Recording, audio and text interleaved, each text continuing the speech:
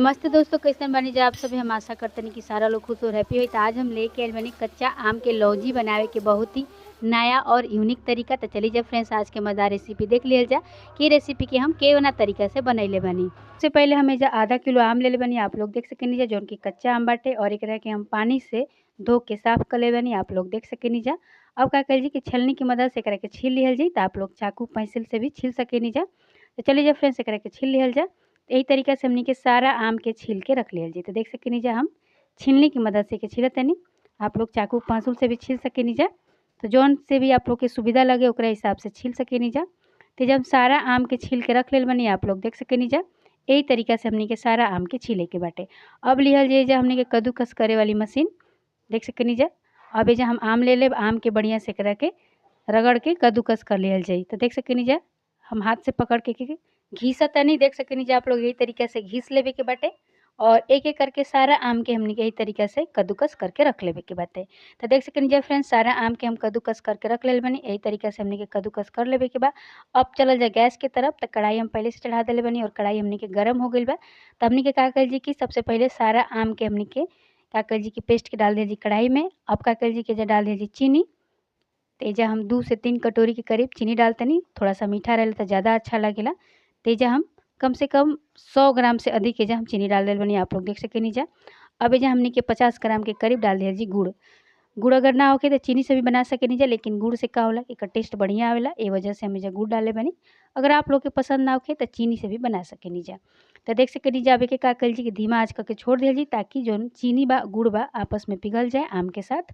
तब एके धीमा आँच करके छोड़ देव जा। तेज आँच मत करब जा, ना त ई पकड़ ली और फिर जले लगी। काहे कि एमे हमनी के तेल नइखी जा डालले एकरा वजह से। तो ए वजह से का करे के बा कि धीमा आँच कर देवे के बाटे और हल्का से के चला देवे के बा, ताकि पूरा तरीका से मतलब कि चीनी के साथ गले लागे और जले नहीं। तो देख सकेनी जा हम बढ़िया से के चला देतनी चम्मच की मदद से। ई तरीका आप फ्रेंड्स आप लोग जे देख सकेनी जा गुड़ हल्का हल्का पिघले लागल बाटे। तो अब एजा हमनी के का डालल जी, थोड़ा सा हल्दी डाल दिहल जी स्वाद खातिर, और थोड़ा सा कलर खातिर जे हमनी के हल्दी डाल दिहल जी। अब एके चम्मच से चला लिहल जी और चला के पाके दिहल जी। देख सकेनी जा चीनी और गुड़ पूरा तरीका से घुल गइल बाटे।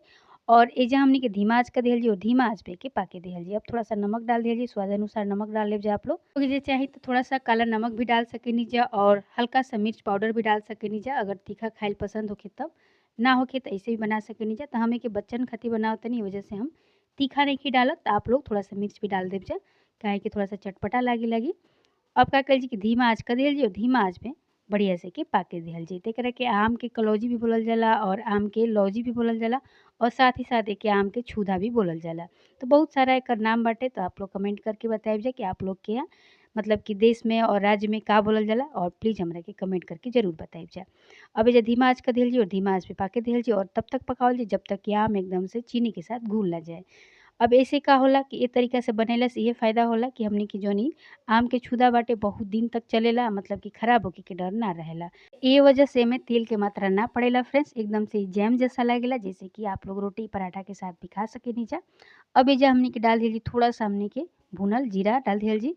अगर पसंद ना होखे तब मत डालब जा, लेकिन थोड़ा सा डाल देला से टेस्ट बढ़ जाला। तो थोड़ा सा एजा हम भुनल जीरा डाल देले बानी। अब एके चला के पका दिहल जी और कम से कम 10 मिनट एके और पकावल जी। एमे आप लोग ड्राई फ्रूट्स भी डाल सकेनी जा, मतलब काजू किशमिश बादाम भी कटिंग करके डाल सकेनी जा। और बीच-बीच में ए तरीका से चलावत रहब जा, ताकि पकड़े नहीं और बढ़िया से ही पाक जाओ चारों तरफ से। देख सकेनी जा फ्रेंड्स कितना सुंदर कलर आइल बाटे। तो अगर आज की रेसिपी आप लोग के पसंद आइल होखे तो लाइक शेयर और सब्सक्राइब कइल मत भूलब जा, और चैनल पे पहली बार आइल बनी जा तो प्लीज़ हमारे चैनल के सब्सक्राइब कर लेब जा, ताकि अगला वीडियो के नोटिफिकेशन आप लोग के सबसे पहले मिली। तो देख सकेनी जा फ्रेंड्स पहले से ज़्यादा बढ़िया से पक गइल बा, और 2-4 मिनट और एकरा के बढ़िया से पका लिहल जा। और तब तक पकाइब जा जब तक कि आम एकदम से चीनी के साथ घुल ना जाए, एकदम से मतलब कि जैम जैसा ना हो जाए। तो देख सकेनी जा कितना बढ़िया जैम जैसा हो गइल बाटे। अब का कइल जी कि एजा हमनी के गैस के बंद कर दिहल जी, काहे कि एसे ज़्यादा एके नइखे पकावे के। तो चली जा एगो प्लेट में आप लोग के हम निकाल के दिखावतनी। देखी कितना बढ़िया हमनी के ई आम के छुदा बन के तैयार हो चुकल बा फ्रेंड्स। आम के लौजी भी बोल सकेनी जा आप लोग। और अगर आप लोग के पसंद होखे तो एमे अजवाइन और मंगरेल भी पड़ेला, पसंद होखे तो डालब जा, ना तो ऐसे ही आप लोग बनाइब जा। तो ये देखिए फ्रेंड्स कितना बढ़िया रोटी पराठा के साथ एंजॉय करे खातिर एकदम से तैयार हो गइल बा हमनी के आम के चटनी। तो आप लोग भी जल्दी से बनाई जा, और प्लीज़ हमके कमेंट करके बताइब जा कि आज की हमारी रेसिपी कैसन लागल हो, और प्लीज़ ज़्यादा से ज़्यादा एके शेयर करब जा, और अपना दोस्तों में भी ये वीडियो के ज़्यादा से ज़्यादा शेयर करब जा। त देख सकेनी जा फ्रेंड्स कितना मज़ेदार और टेस्टी रेसिपी लेके आइल बानी। त हमरा कहला पे आप लोग एक बार ज़रूर ट्राई करब जा और आपन अनुभव हमके शेयर करब जा और प्लीज़ हमके कमेंट करके बताइब जा कि ए वीडियो के आप लोग कहाँ से देखत तनी जा, ताकि आप लोग के हम थैंक यू बोल सकें फ्रेंड्स। त आप लोग भी जल्दी से जाई जा और आम के सीजन बाटे, जल्दी-जल्दी आम के चटनी बना के खाई जा। तब तक खातिर बाय-बाय। फिर मिलल जी काल एगो नए वीडियो के साथ। Thank you so much.